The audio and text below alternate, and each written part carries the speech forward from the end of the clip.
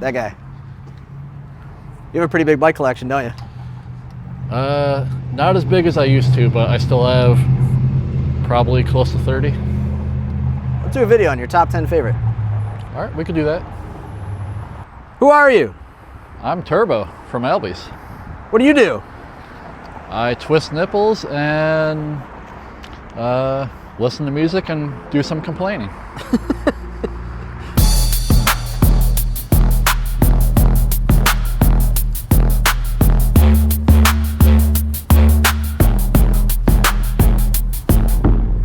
Hi, Turbo from Albe's.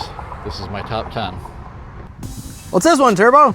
This is my Hoffman George. I wanted one of these when I was in junior high. Had a friend that had one, and I believe it was blue. They were not an expensive bike back then, but I was also a poor kid, so I couldn't afford a $230, $250 bike. Came across this thing online, picked it up for 40 bucks. Nice. And I put new skid mark tires on it, and I tracked down the correct Hoffman seat for it. I paid almost 3 times the amount for the seat than I did the whole bike. That makes sense. Yeah, I have realistic standards. The thing that's cool about this is years ago we had a vintage BMX show and we had special guest Matt Hoffman. And I had one of these frames sitting in my work area, and he came into the shop and completely lost his mind seeing a Hoffman George frame. Because it was still in existence. Yeah, it was still in existence. It was in really good condition, considering this is the era where you destroy bikes, you leave them out, you let them rust, and do all that stuff. And since then, I tracked this thing down, and I said, I don't need 2 Georges. So I ended up packing up the frame, sending it to Matt, and we ended up getting a call from him, curious on why a George frame came to him. And it was just a little gift from me for everything that he's done with the industry. And it's a cool bike. You don't really see them that often unless you go to like certain bike shows like the Buckeye Show in Ohio. It's 100% complete. It has a bunch of little weird little things that only Hoffman's had. The real oversized headset spacer slash Yeah, I remember those. wedge. The compression cap that looks like the center hub for automobile. Something weird, but yeah, you don't see them that often, and when you do, they're either in pristine condition or completely roached. And I'm glad that this thing's not completely roached, but I'm also glad it's not a pristine thing, because it shows somebody actually got to ride it and enjoy it. Ready? All right, Turbo, what bike is this? This is my S&M Next Generation Holmes. This was the favorite decal kit of mine for having the rooster, or aka the cock on the head tube. I had one of these back in the day in the army green color, and I destroyed it and sent one back to S&M. They gave me a crash replacement with the updated decals, which I still have that in my collection. And I tracked one of these down, built it up similar to how I actually had. This has NOS Primo Son of a Bomb hubs, and I laced them to super crappy single wall Alex trip wall rims because they just look the part. And throwing Matt Copeland out at Profile again, I told him about this build and he sent this to me. I think it was one of the last sprockets they had in the SS flywheel, and sent it to me for the build. And the Primo power bike cranks on this is one of the older versions without the pedal inserts, which a lot of people complained about because apparently they stripped them out. Me, I never had that issue, but other people have. And another thing about this is the handlebars were cut down an extra 3.5 inches, so I actually welded extensions on to make full length slam bars. Look at that, you can't tell. Nope. Would you actually ride this bike with the handlebars being like that? You trust it? I would definitely trust it, and I would probably complain about how the headset feels and how janky the bike feels, because bikes from this era, they just felt like that. But it's a pretty cool survivor. It stays up at the shop all the time, and some people come in, appreciate it. Some people just walk past it. Doesn't hurt my feelings. What do we got here, Turbo? We have my Mongoose Pro. This thing is extremely roached out, but it has a cool history. It actually used to belong to Tim Fuzzy Hall. It's crazy. And it was a giveaway bike in BMX Plus. The person that actually won it kept it for, I believe, 20 years and listed it up on Marketplace. And a friend of mine went to go pick it up. He had it in his possession for, I believe, 7 hours, and then it came to me. And it is right up my alley on mid-school of weird oddball stuff. And even though it needs to be completely rebuilt between how the brake is actually set up, I don't want to necessarily touch any of it because I believe Tim set it up this way. Yeah, Fuzzy, learn how to work on your bike. And it's just weird. It has it has stuff that you don't really see. Profile SS hubs, aka Coke cans to some people. Snafu knob job tires. It's not necessarily a rim job, but knob jobs are sweet too. Profile Imperial sprocket. You don't see those that big anymore. But it's cool. It's a clunker. I know a couple people that have been begging me to get rid of it. It's something you'll ever part with, or is this one a lifer? I think this thing, if it doesn't stay in my hands, it's going to stay at the shop. Yeah, I agree with that. So if you're looking to get rid of it, the shop's buying it. So sorry, Chad. Not Sorry. gonna happen. No. So it's cool. It's home. It's where it needs to stay. Hey, Turbo. Howdy. Tell us about this one. This is my Haro Chad Curley signature. This is a little more out of my realm on stuff that I collect, but this one actually has more of a meaning to me. Good friend of the shop, good customer. He was known for building up BMX bikes to just ride around town. He was a 60-year-old man that just enjoyed building stuff and riding. And him and I became good friends. Again, he was friends with everybody at the shop. But him and I were a little on a different level. Both musicians. He played banjo, I played guitar. And he had surgery, couldn't ride the bikes anymore, gave me his entire BMX collection. And I didn't really want to accept them, but I told him I would hold on to them.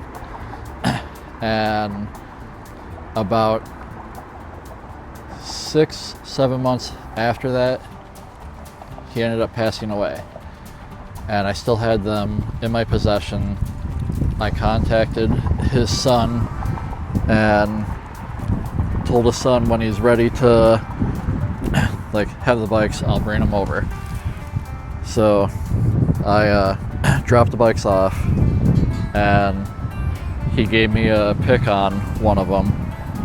So I picked this one, and the reason why this one had such a meaning for me is I didn't personally build this. This was one of the only ones that he actually assembled.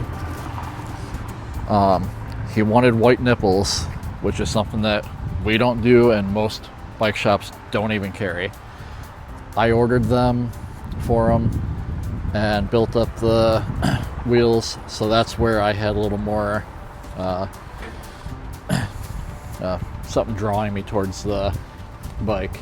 And one of my last bikes that I built up, We the People Doomsayer, I built it up with white nipples as a tribute to this gentleman. His name was Doug. And pretty cool bike. Cool bike, and Doug was a very cool dude. Yep. R.I.P. Doug. What's this one, Turbo? This is my Solid Duke. This belonged to my childhood best friend, and it's crazy how good he was on this thing, considering he was like $110 and 5'6". Bike weighs realistically probably 36 pounds. It's not the typical 50-pound bike like everybody claims from the mid-school. This bike was purchased at Albe's back in the day, and if I recall correctly, it had a price tag of $1,200 on it. We sold it as a complete back then? It was custom built for him. Okay. And he even copied some of the parts that I had, like the Bully Nudie bars, Haro sledgehammers, jackhammers, whatever. Like it was just a catalog handlebar at that point. Pretty cool Survivor, even though it is beat. But he was trying to sell it when Craigslist was still a thing, and all he wanted was $75 for it, and I told him absolutely not. What? So I took his childhood bike, and I gave him way more than what he wanted because I thought it would be cool to own my best friend's bike. But again, it is beat. Doesn't look that bad. Okay, she's a little beat up. Beat up. Oh, it's not that bad. The drop-offs are pretty tweaked considering, how thick they are. Right? Oh yeah, both are a little beat up. Look at that, you got dual drive on this thing. Oh yeah, posi traction. Posi traction. And one person that really liked this bike rider, Zach Gerber. Zach Gerber. He flared this thing? Yep, he came to the shop when we had a jam at the old location, and he immediately took it out of the store and did a flare on it. Only flare this thing has ever done. I promise. Or ever will. It'll do another one if he comes and does it. Probably the only time it was more than a foot off the ground. Surprisingly, this thing was grinding stuff about this high Oh, geez. pretty regularly. All right. And, Somebody had ups. and again, it was very surprising for somebody that looked like a twig, but apparently had some mad hops. Like, is this turbo? This is my Haro Supra. This was from my Nyquist fanboy days, back when the blue goatee was a thing, and me being a youngin', looking up to the dude that inspired me to learn bar spins. And needless to say, I never had them anywhere near as good as him, even on his worst days. But this thing's pretty cool. This is actually the Supra DLX. So it has the thicker head tube, has the welded on gyro tab, and they offered this in a complete bike and I believe a frame. And this has the Haro Heifer hubs and Alex triple wall rims, the Haro Mega Nuke sprocket with the Fusion 3-piece crank. Is that those weird 20 mil ones? I believe these are actually 19. All right. And it actually has the old logo Max Daddy tires, which are kind of hard to come by. And it actually has NOS big block pedals. That was one of the last things that I had to acquire for the bike, other than the correct grips, or if Nyquist just wants to send me some used grips of his, I'll put them on. It's not weird. This is my S&M Warpig. This was something that I wanted to build up, and anybody that knows me knows that I have an obsession with Warpigs. I actually have 4 total. This is something that I would have built up if I had a lot of money as a kid, and that was not the case, like most people. It has a lot of cool NOS stuff, and even has a sprocket that was custom made for me from a good friend Jeff. But you don't really see NOS profile DJ cranks, a rear profile freewheel hub that Matt Copeland sent to me that's been sitting on their shelf since '97. And it's pretty cool. Some weird stuff on it. Uncut Castile bars. And the thing that's cool about this particular bike is this is actually one of the reproduction stems that S&M did a couple years ago. Well, they didn't make it to clear gyros. And luckily, we have a machine shop directly across the street called Sternman's. Thanks, sir. You buy them a case of beer and they will do almost anything for you.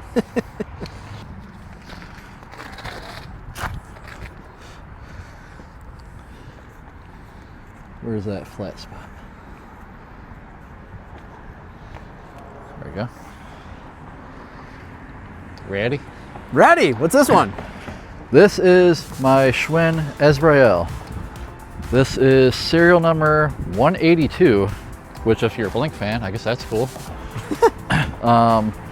It was an American made frame. I believe they only did them for 1 to 2 years, and they are extremely hard to come by.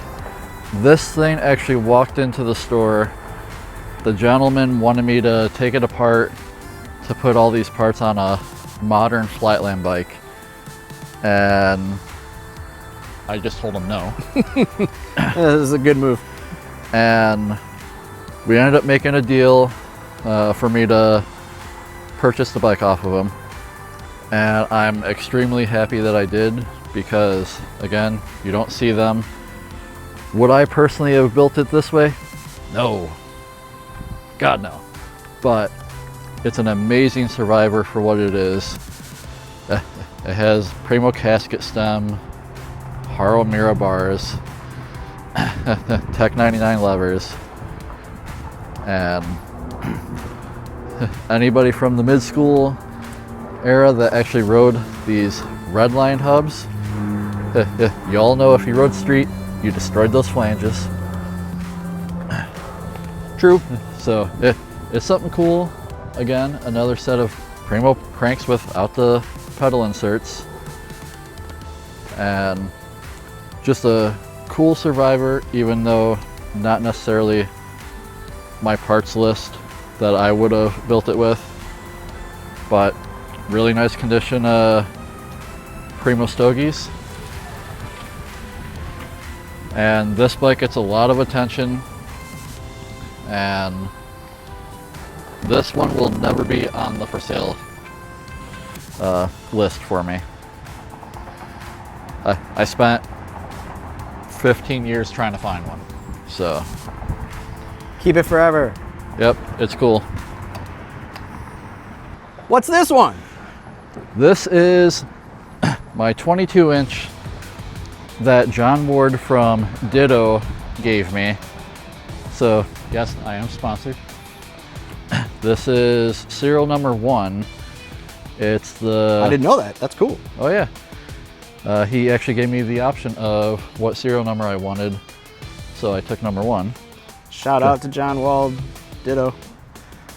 And yeah. This is actually what got me back onto riding after losing a significant amount of weight. And I still ride it, but I have since then built up a new 20-inch, so I still do ride this. The thing that's cool about this is I put a free coaster on it to have a little more fakey fun, and this is actually the only one that actually has a gyro on it. It had cable routings for dual cables, but when they went into production, they forgot to put holes for gyro tabs. So you drilled them? I drilled them, and I even had to machine the head tube down because it was so thick. So a gyro would clear it? yep. Okay, got it. And this also has an Odyssey GTX-R gyro with the built-in NARPs. Another mid-school thing that you don't really see too often. And when Yeah, Odyssey, bring that back. yes, bring it back, because everybody will buy them, I promise you. But it's cool. I relearned a lot of stuff on this, and it's one of those things where a lot of people come in, and I have majority of my bikes on display, and a lot of people ask to buy it, and I don't sell anything that's given to me. And honestly, I wouldn't sell it even if I bought it. What rims are they? These are Fit arc rims, and chrome rims for the braking. I took black vinyl and wrapped the center of them. Apparently, for a period of time in the 22-inch world, these things were gold. Yeah. No, they were chrome. Yeah, they were chrome. And I apparently bummed out a lot of people because I had 3 sets, and I wouldn't come off any of them. Again, I'm a collector. But Hoarder. You're a hoarder. I'm a hoarder that collects. Fair enough. So it's cool. Has one of the best brakes to come out in a long period of time. The kink desist. It's what when I'm my 20-inch also, and flip from here, he rides them. It's true. And there's a lot of flatlanders that ride them because they're relatively flat on the fork. It's a good looking bike. Thank you. What's this thing, Turbo? This is my Dyno NSX. This is where it all started. Like your first bike. But my first bike, this isn't the exact one because mine got stolen, just like what happens to a lot of kids. But this is the same decal kit. Mine was originally chrome also. This is another one that I spent 15 years trying to track down. Can't believe how hard it is trying to find a Dyno NSX. What used to be a $169 bike. Yeah. And if I recall correctly, this is a 96, 97, so I'm not quite as into the old school heritage when it comes to starting out riding like some of the other people in the industry. But it's cool. It has a lot of stuff that you don't necessarily see, and being dyno branded, some of it's even harder and more expensive. The dyno suction cup grips, I don't even want to say how much those things cost me. More than the bike new. About half the price of the bike new. The dyno stem, aka gooseneck, whatever you actually want to call it. Again, that costs more money than a GT one. I don't get it, but this is where it all started for me. Riding one of these with some friends, hitting dirt jumps, a local spot for anybody in the Madison Heights area in Michigan, White Hill. And I just had to have one for my collection because it's where it started, and it's something that I will never part ways with because I will never get my money back out of this. Never. It's gone.